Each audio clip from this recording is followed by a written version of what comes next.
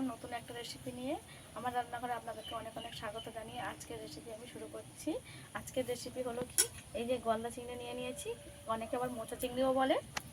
এই চিংড়ি মাছগুলো নিয়ে আজকে রেসিপি করে দেখাবো মালাইকারি। পুরো ভিডিওটা দেখার জন্য অনুরোধ রইল। আজকে আমি কীভাবে গ্রাম্য পদ্ধতিতে মালাইকারিটা বানাই, পুরো ভিডিওটা আপনারা দেখবেন। আশা করছি আপনাদের খুবই ভালো লাগবে। আর যদি ভালো লাগে আমার চ্যানেলটাকে লাইক কমেন্ট শেয়ার করে পাশে থাকার অনুরোধ রইল। চলুন তাহলে আমি রেসিপি কী করে বানাই দেখে নেওয়া যাক। এবার এই চিংড়ি মাছগুলোকে কেটে নেব।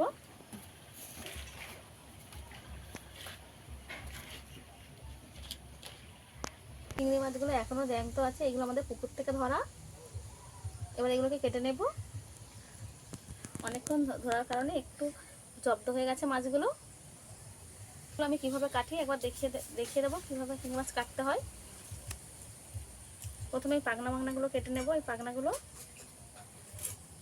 দাঁড়াটাও আমি ফেলে দেব।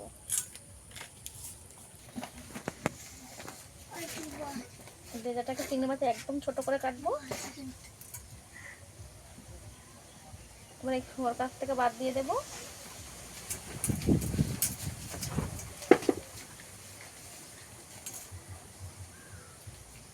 এখানটা একটু কেটে এখানে খাবারের এর থেকে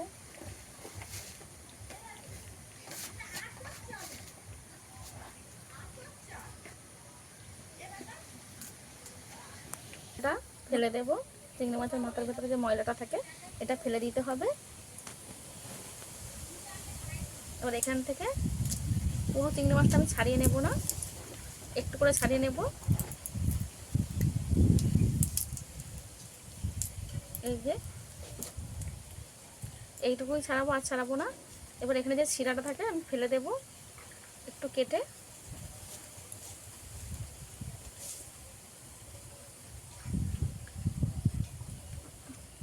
এই যে শিরাটা টানলেই বেরিয়ে আসবে। এগুলো কিন্তু এর মধ্যে বালি থাকে, অবশ্যই ফেলে দিতে হবে। একটা চিংড়ি মাছ আমার কাটা হয়ে গেছে, রেখে দেব। একইভাবে এই চিংড়ি মাছগুলোকেও কেটে নেব। আপনারা চাইলে দাঁড়া রেখে দিতে পারেন, কিন্তু আমি এর সঙ্গে রাখবো না। একটু এইভাবে চাপ দিয়ে এটাকে করে দিয়ে এই ময়লাটা টানলেই বেরিয়ে আসবে।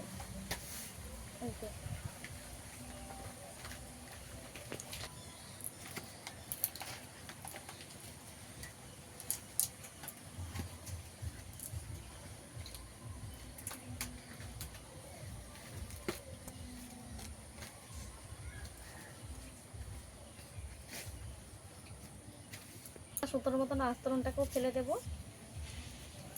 আরও একটা কেটে নিয়েছি।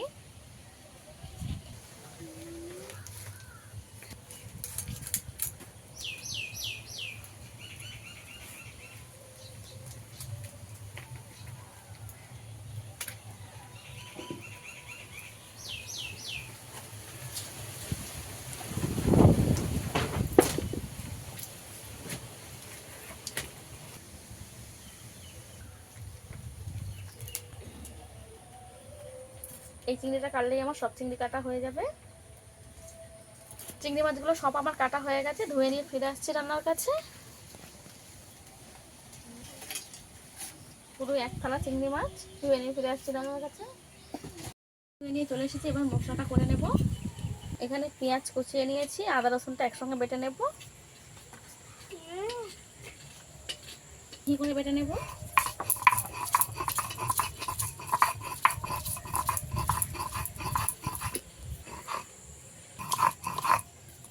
আদা রসুন মিহি করে বেটে নিয়েছি, তুলে নেব। সর্ষে নিয়ে নেব। এই যে ভর্তি ভর্তি করে 1 চামচ কালো সর্ষে, আর সাদা সর্ষে দেবো 1 চামচ, আর অল্প একটু 1/2 চামচ। সর্ষে আমি একসঙ্গে বেটে নেব, একদম মিহি করে বেটে নেব।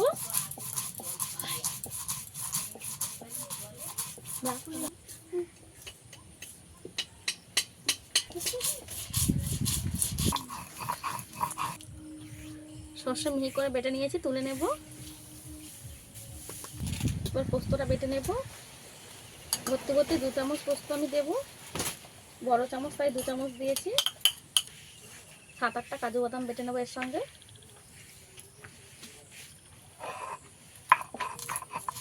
বাদাম আর পোস্ত আমি একসঙ্গে বেটে নেব।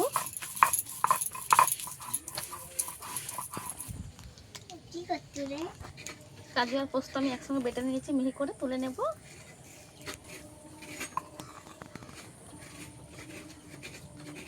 সব শেষে অল্প একটু জিরে বেটে নেব।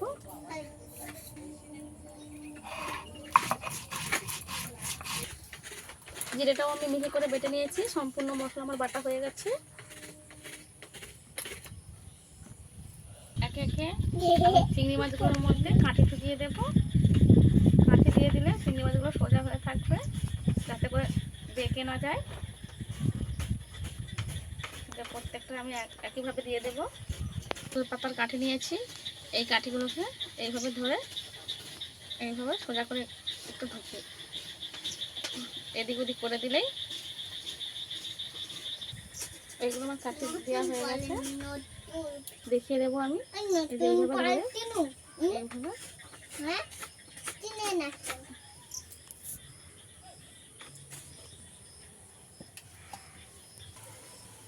কাঠি এইভাবে গেঁথে দিলে যাতে করে মাছটা সোজা হয়ে থাকে, বেঁকে না যায়। চিংড়ি মাছে আমি কাঠি লাগিয়ে নিয়েছি। লবণ দিয়ে দেব, গুঁড়ো দিয়ে দেব।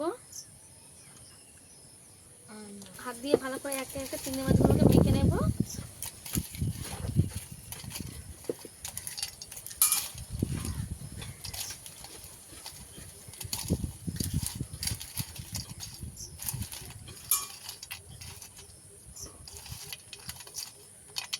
এই চিংড়ি মাছের দানাগুলোও খাওয়া যায়, তাই দানাগুলোকেও নিয়ে নিয়েছি।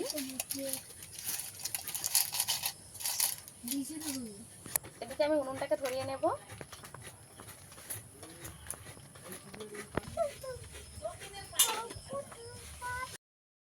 গরম করে নেব। হয়ে যাবে। এদিকে আমি একটা নারকেল কুড়িয়ে নিয়েছি, ছোট নারকেল একটা কুড়িয়ে নিয়েছি। এর মধ্যে দিয়ে দেব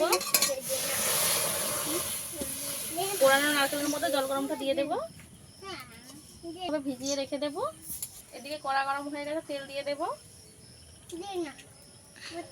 তেল গরম হয়ে গেছে, একে একে চিংড়ি মাছগুলো দিয়ে দেব।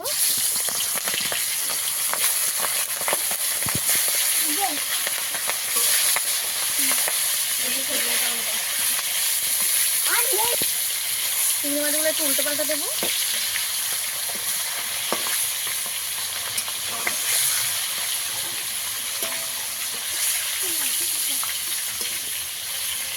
মাছগুলো আমি এইভাবে ভেজে নিয়েছি, একটু উল্টে পাল্টে। এবার চিংড়ি মাছগুলো তুলে নেব।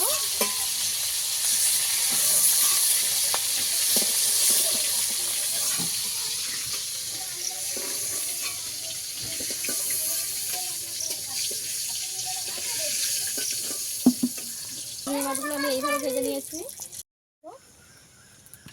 ফোড়নে দেবো গোটা গরম মশলা। ফোড়নটা ভালোভাবে ভাজা হয়ে গেলে কেটে রাখা পেঁয়াজ দিয়ে দেব, একদম কুচো কুচো করে কেটে রাখা পেঁয়াজ।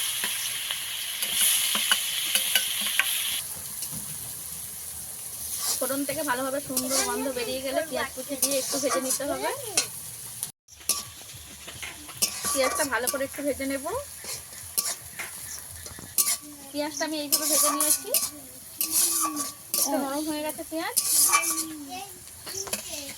আদা রসুন বাটা দিয়ে দেব। আদা রসুন আর পেঁয়াজ একসঙ্গে ভালো করে ভেজে নেব।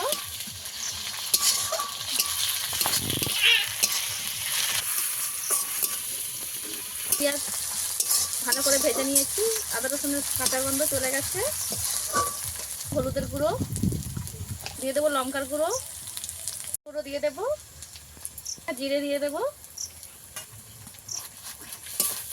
সব কিছু একসঙ্গে একটু ভেজে নেব। জলটা দিয়ে দেবো।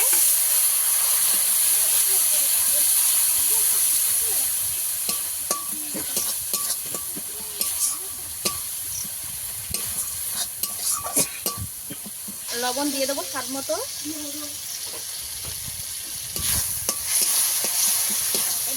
ভালো করে মশলা কষিয়ে নেব। পোস্ত আর কাজু বাদামটা দিয়ে দেবো। কাজু বাদাম খাবো।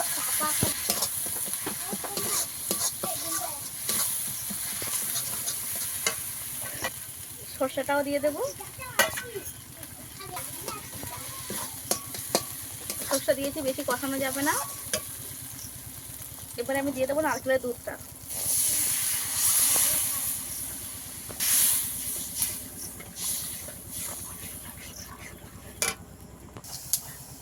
অল্প একটু জল দিয়ে দেবো।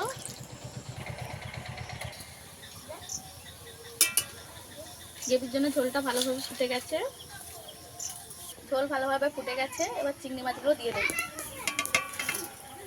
ভেজে রাখা চিংড়ি মাছ। সামান্য অল্প একটু চিনি দিয়ে দেবো। আচ্ছা, মালাইকারি আমার রেডি হয়ে গেছে, নামিয়ে নেব।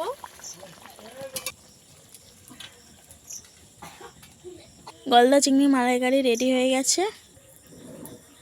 চিংড়ি মাছের এই রেসিপিটা আপনাদের কেমন লেগেছে অবশ্যই কমেন্ট করে জানাবেন। আর রেসিপি ভালো লাগলে লাইক, কমেন্ট, শেয়ার করে সাবস্ক্রাইব করে আমার পাশে থাকার অনুরোধ রইল। আজকে ভিডিও এই পর্যন্ত, দেখা হচ্ছে নতুন কোনো ভিডিও নিয়ে।